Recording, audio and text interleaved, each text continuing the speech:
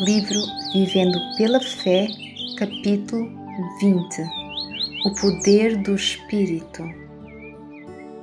Pouco antes de o Senhor subir ao céu, ele disse aos seus discípulos: Mas recebereis o poder do Espírito Santo, que há de vir sobre vós, e ser-me-eis testemunhas, tanto em Jerusalém como em toda a Judeia e Samaria e até aos confins da terra.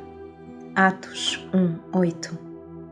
Esta promessa é para você, bem como para aqueles que ouviram sua voz ao afirmá-la, pois quando você conhece o Senhor, deve passar a ser uma testemunha dele. E nada pode ser feito sem o poder do Espírito Santo.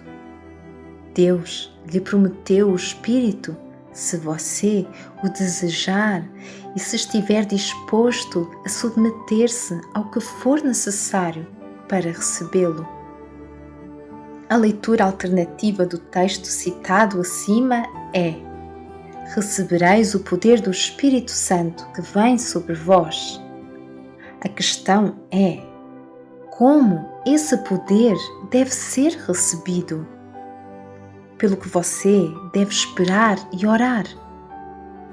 Uma questão pode ser definitivamente respondida, e é que o Espírito não virá da maneira que você designou, pois os pensamentos de Deus e o poder de Deus não são segundo o seu modo de pensar.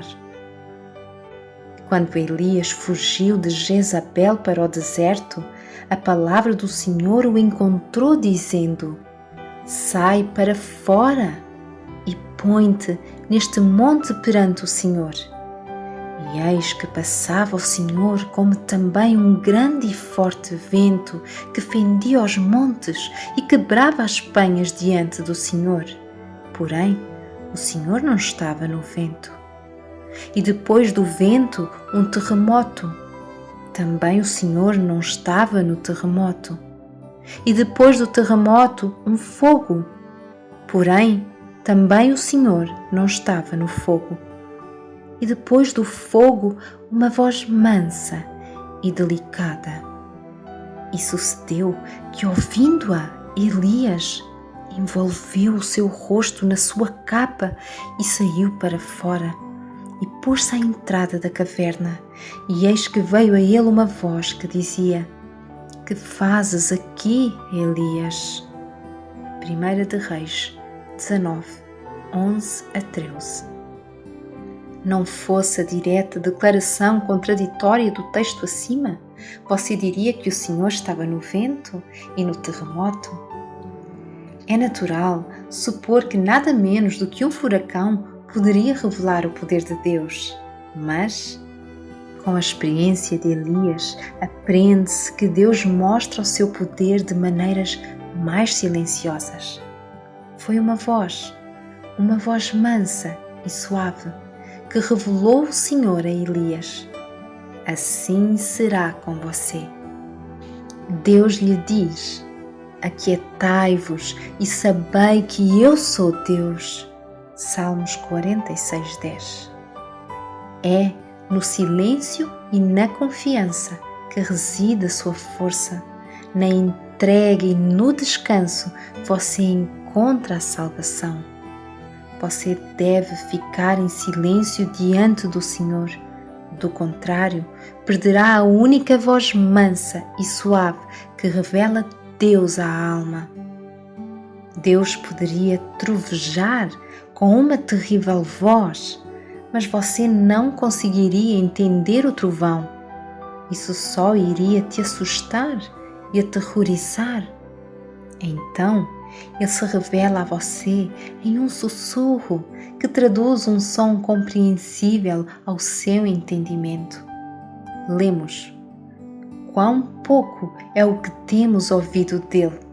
Quem, pois, entenderia o trovão do seu poder? Jó 26:14. Jesus estava no mar da Galileia com os seus discípulos quando se levantou uma tempestade, tão grande que o barco era coberto pelas ondas. Mateus 8:24. Os discípulos ficaram aterrorizados e apelaram ao Mestre. E ele, Jesus, despertando, repreendeu o vento e disse ao mar: Cala-te, aquieta-te. E o vento se aquietou e houve grande bonança. Marcos 4:39. Você acha que Jesus ergueu a voz acima do rugido da tempestade para acalmá-la? Você não está autorizado a imaginar tal coisa. Somente um homem fraco, consciente de sua fraqueza, levanta a voz ao dar ordens. A voz alta é usada para tentar esconder a falta de real poder. O homem que tem autoridade e que sabe ter o poder de demonstrar as suas ordens usa uma voz serena. Jesus sempre falou como alguém que tinha autoridade. Então, ao acalmar a tempestade, encontramos a mesma voz mansa e suave que Elias ouviu.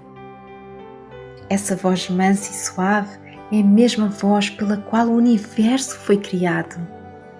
Pela palavra do Senhor foram feitos os céus e todo o exército deles pelo Espírito da sua boca.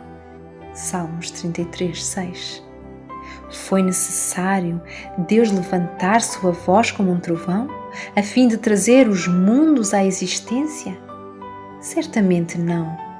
A ordem do comandante de um exército, dada em um sussurro, é tão eficaz para colocar as tropas em movimento quanto uma ordem dada em alta voz. O mesmo acontece com o Rei do Universo. O simples sopro do Senhor foi suficiente para criar todos os mundos.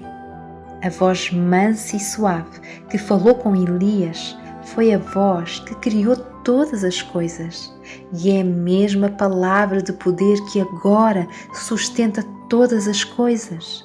Hebreus 1:3. A maioria das grandes manifestações do poder de Deus na Terra é silenciosa e invisível. Você só percebe a existência desse poder pelos resultados dele. Pense nos milhares de milhões de toneladas de água que o Sol constantemente eleva da terra às nuvens para enviar novamente em orvalho e chuva. Não se ouve nenhum som, mas você não consegue encher um copo de água da torneira sem fazer muito barulho. O poder manifestado nas plantas em crescimento está além da concepção humana, mas não há barulho. Uma planta em crescimento pode partir uma pedra em pedaços, mas tudo é feito silenciosamente. Os céus declaram a glória de Deus, mas eles não tocam sinos nem trombetas.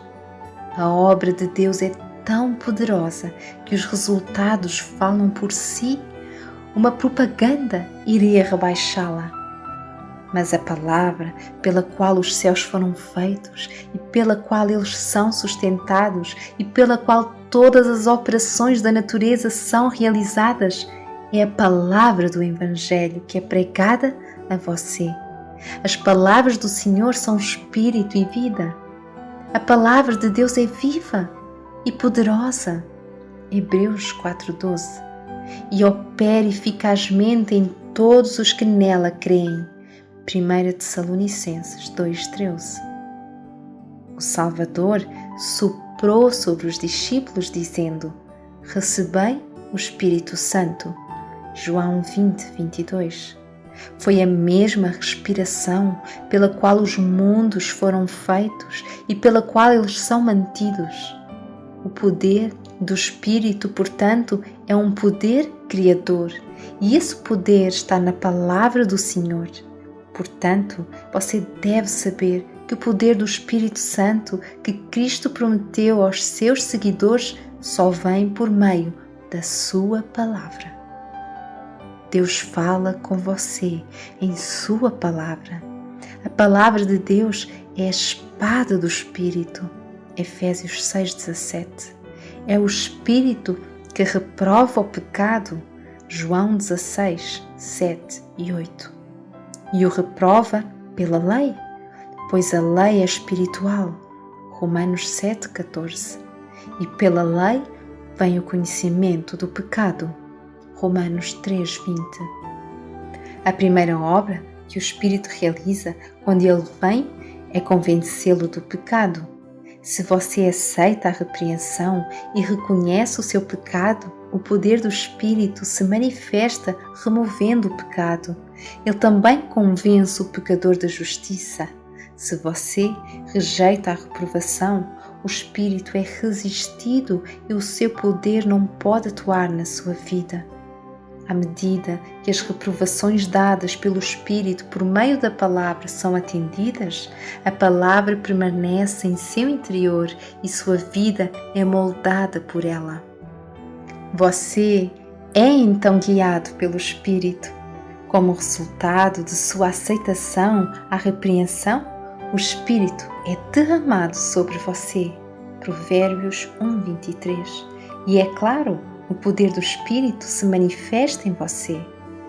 Assim, parecerá que é total loucura e zombaria orar pelo derramamento do Espírito de Deus, enquanto você continua resistindo a qualquer reprovação ou acariciando qualquer pecado, apontado pela palavra de Deus. A função do Espírito é conduzir a toda a verdade e, portanto, orar por seu derramamento significa render-se sem reservas a todos os mandamentos de Deus. Se fizer isso, Deus lhe dará seu Espírito sem medida. Não será dado simplesmente para seu prazer, mas para que você seja uma testemunha do Senhor. O derramamento do Espírito torna conhecidas as palavras de Deus, a fim de que você possa torná-las conhecidas ao mundo. Mas tudo isso será sem vanglória ou ostentação, embora seja a mais poderosa manifestação de poder já conhecida entre os homens. O Senhor diz: Eis aqui o meu servo, a quem sustento, o meu eleito, em quem se apraz a minha alma. Pus o meu espírito sobre ele. Ele trará a justiça aos gentios. Não clamará, não se exaltará, nem fará ouvir a sua voz na praça. A cana trilhada não quebrará, nem apagará o pavio que fumega. Com verdade trará a justiça. Isaías 42, 1-3. É assim que o Senhor opera pelo Espírito. Ele trará discernimento à verdade, operando com tal poder que as nações ficarão maravilhadas, mas com tal suavidade que nem mesmo a cana ferida será quebrada e o pavio que queima vagamente não será extinto. Não será o poder da tempestade, mas o poder da luz do sol e o silencioso poder de crescimento da planta. Portanto, o poder que o Espírito dá é o poder que atua em toda a criação. É o poder da palavra de Deus e ele só se manifesta em você à medida que você se submete totalmente a essa palavra. Deus diz: porque assim como desce a chuva e a neve dos céus e para lá não tornam, mas regam a terra e a fazem produzir e brotar e dar semente ao semeador e pão ao que come, assim será a minha palavra que sair da minha boca. Ela não voltará para mim vazia, antes fará o que me apraz e prosperará naquilo para que a enviei. Isaías 55, 10 e 11. O Espírito também é comparado à água, é derramado como uma chuva. Ver Isaías 44, 3. O poder do Espírito em você será o mesmo poder que é colocado em operação quando a chuva cai sobre a terra. Você cederá a essa maravilhosa influência? Assim como a terra produz frutos, você deve produzir justiça. Isaías 61, 11. Portanto, é hora de buscar ao Senhor, até que Ele venha e faça chover justiça sobre vocês. Porque como a terra produz os seus renovos e como o jardim faz brotar o que nele se semeia, assim o Senhor Deus fará brotar a justiça e o louvor para todas as nações. Isaías 61:11. Amém.